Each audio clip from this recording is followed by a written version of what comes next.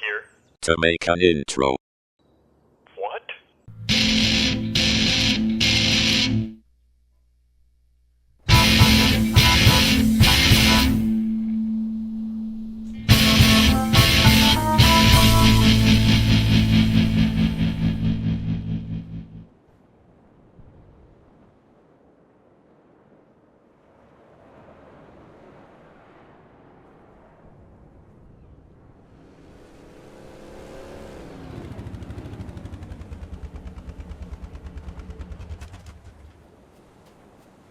Red vs. Blue, one of, if not the most infamous and longest running web series.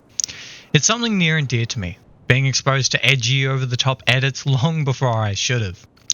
It paved the way for the Halo-loving, sci-fi-loving, armor-loving, and most importantly, action-loving person I am today. This show has affected probably every facet of my personality to some degree, for better or worse. That's enough about how the show's affected me. What about you, the viewer? As sad as it is, not everyone knows about or has watched Red vs. Blue, at least as much as I have. But for those who have, I'm looking at you, and just want the analysis, skip to Red vs. Blue, as I said before, is a web series / machinima filmed using the Halo games as its visual medium. Created in 2003 by Bernie Burns, who with his friends, who also play roles within the show, went on to found internet giant Rooster Teeth. Now Red vs. Blue started simple, with two teams. You can guess their names, in a boxed canyon, getting up to antics, with each character being stereotypes of Halo players you might meet at the time. But over the course of 20 years, 19 seasons, countless spin-offs, and many miniseries, the story of Red vs. Blue became more than just a red and blue team in a canyon. Instead, it became a deep story and character-driven show with tear-jerk scenes you'd never expect in a show that started with loudmouth idiot soldiers fucking around in a boxed canyon. But that's not all the show innovated on. Introduced with Season 7 was 3D animation, allowing the creators to go beyond the limitations of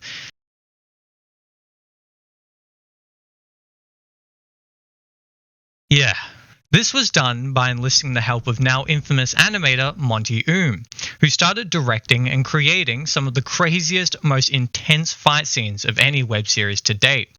Fight scenes which I personally have fallen deeply in love with, due to their use of speed, camera angles, characters, and choreography. And I could just gush about it for ages. Oh wait, that's the point of this video.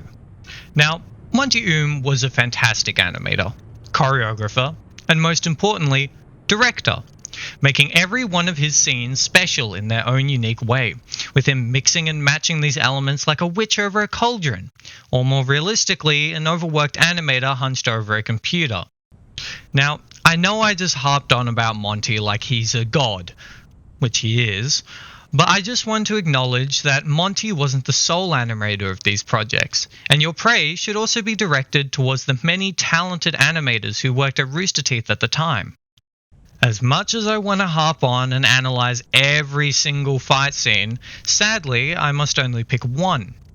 Now that fight scene must show every aspect of Monty's animation style, every quirk and feature that makes it special. Now that's a big task. There's so many to choose from. Could it be the one on a falling cliffside? Or the one where they're free falling down a skyscraper? Or maybe even it's the highway fight from Season 9. To me, this fight showcases everything I've listed before, even down to the story elements Red vs. Blue's later seasons came to be known for. Stay with me here. We're almost to the analysis. But before, let me set the scene.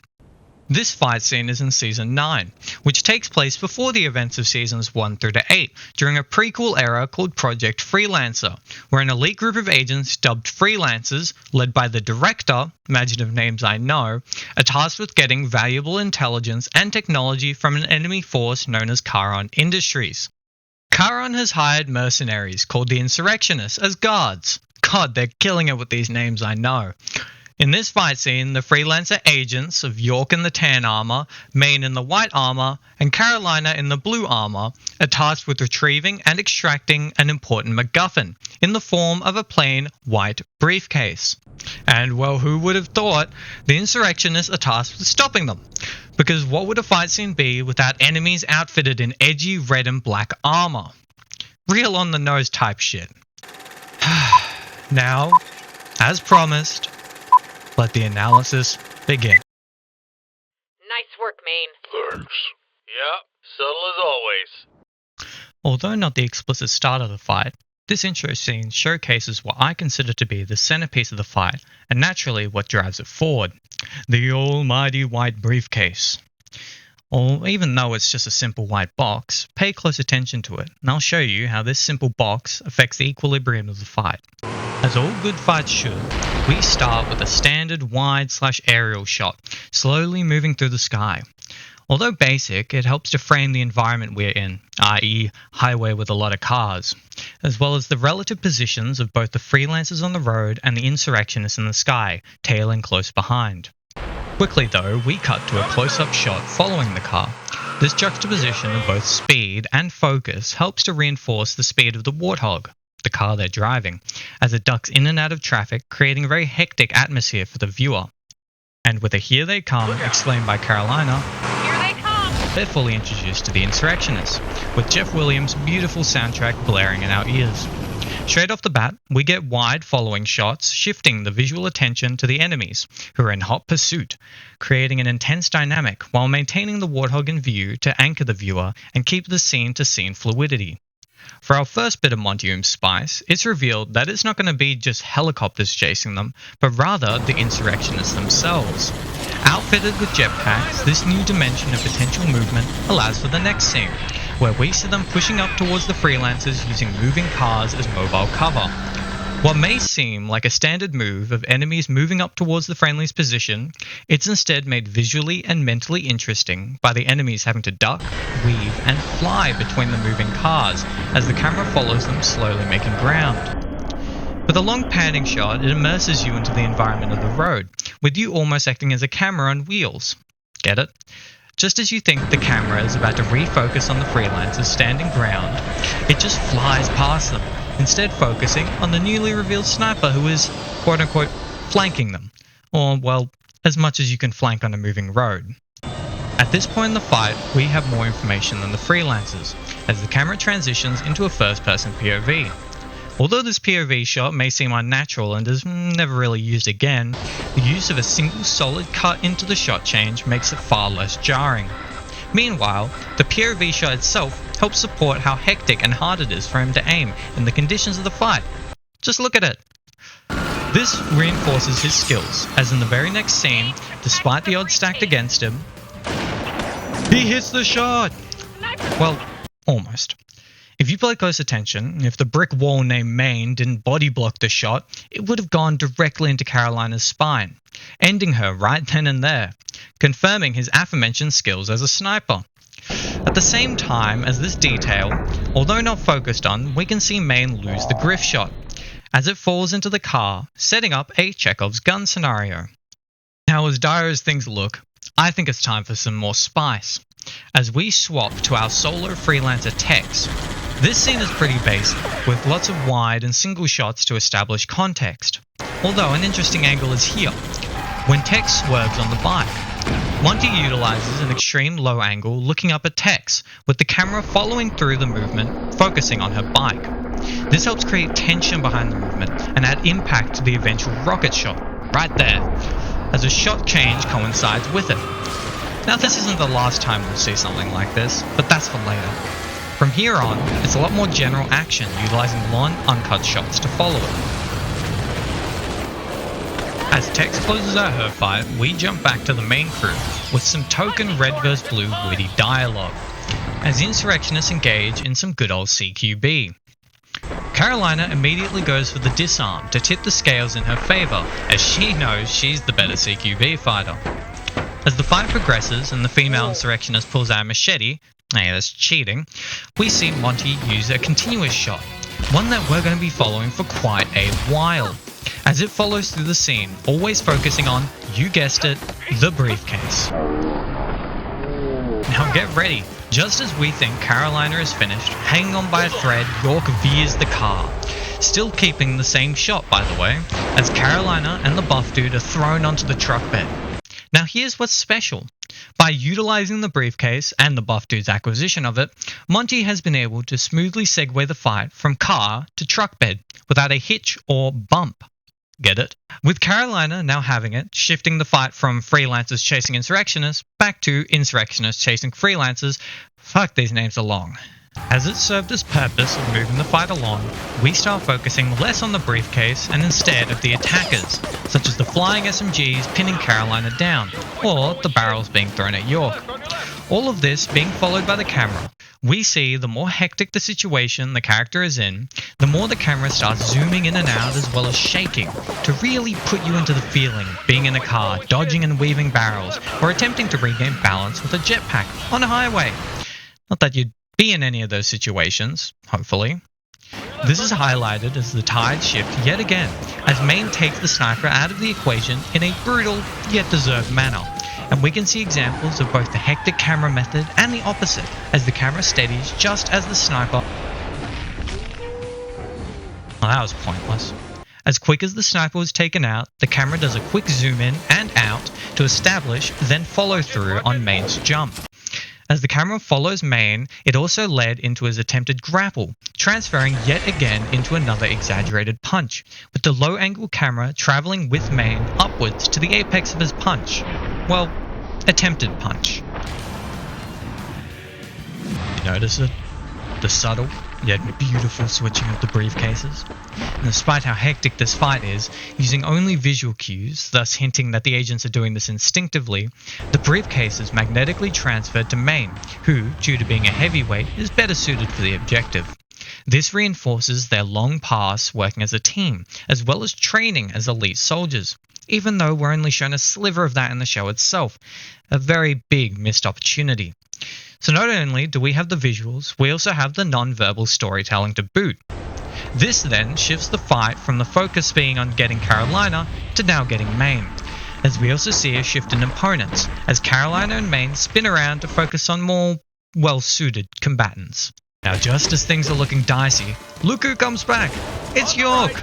And not just York, also the Griff shot, aka Chekhov's gun. I told you that thing would come back. Still using the same shot, it goes wide, establishing York coming back onto the scene, with the movement of the Griff shot being thrown, allowing the camera to move back in on the core of the fight, happening on the truck bed.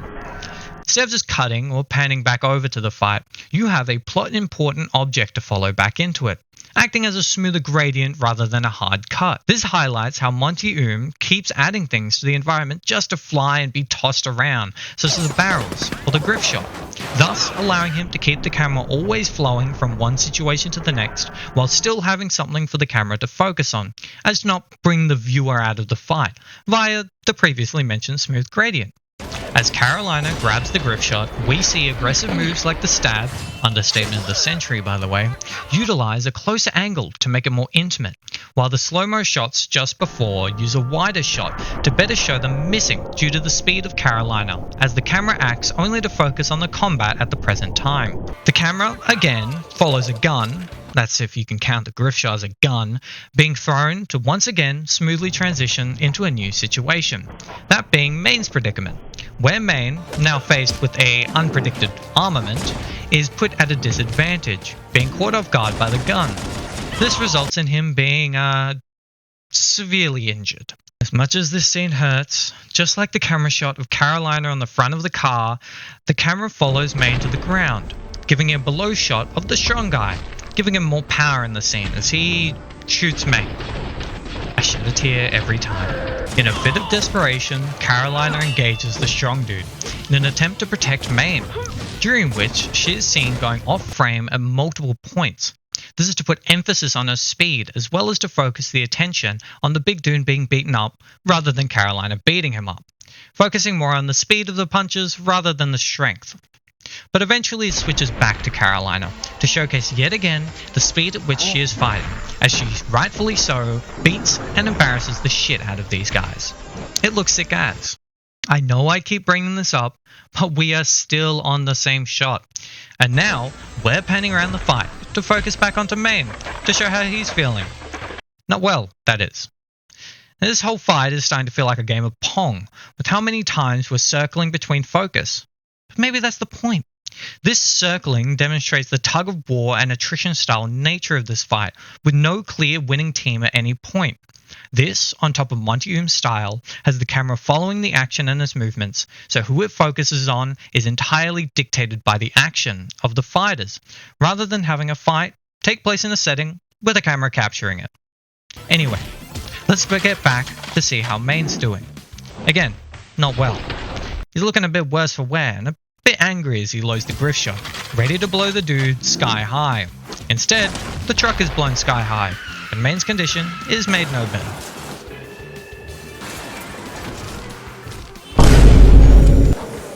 On the bright side, it's allowed for a wide shot, showcasing all the info needed, with two enemies flying off and the MacGuffin yet again moving the fight forward.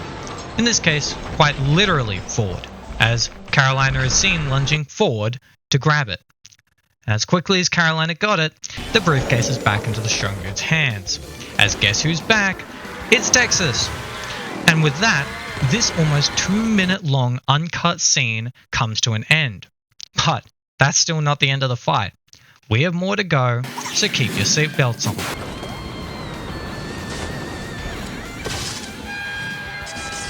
Don't let her grab it first. Who cares who gets it first? I do. Quick bad dialogue to set up this oncoming chase scene between both Tex and Carolina, and we're ready to run and fly. Going even further beyond, the MacGuffin has now led to its third and final scene change, where we go from fighting on cars to now a chase between Tex, Carolina, and the buff dude. A quick behind-the-shoulder shot sets up just how close Carolina is to making it, with the doors shutting just behind her, as slow motion is used to allow the viewer to focus on Carolina's posture and precision in movement, opposed to the random and haphazard environment around her, showing determination and focus. Furthermore, with the camera lagging behind her as she begins running, we feel the speed as she outruns even us, the viewer.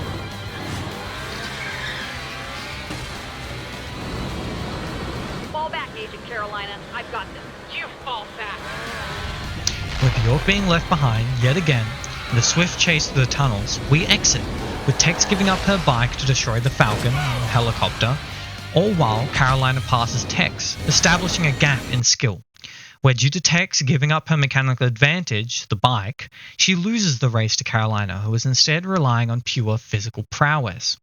Showcasing the dynamic between the two, where Carolina is the better fighter, but Tex has both the director's favourite advantage as well as technical know-how, i.e. her bike getting dropped in via airdrop, positioning herself into a better spot from the get-go, instead of Carolina's improvisation, which in this case works in her favour. Even more yummy non-verbal storytelling. Sweeping camera angles going from side on to behind the shoulder as Carolina grapples across the skylines reinforces her speed, looking almost like a rabid animal as she shatters building windows. She eventually catches up to him though, with the mix of slow motion and normal speed showcasing the hecticness of the fight and the desperation, with Carolina practically clawing at the buff dude just to get to him. But alas, when all is said and done, and it's shown that Carolina's physical advantage of speed and the need to win ends up being her downfall. Whereas, if she was slower, the impact on the door would have been lessened, giving her more of a chance to get back up and grab the briefcase. The music comes to a close, and we see Carolina's face, one of the first in the show, while she glares towards Tex as she makes off with the briefcase, stealing the glory, marking the end of the fight and Carolina's failure. Heading home. Excellent work, Agent Texas. Thank you, sir. Better luck next time, Carolina.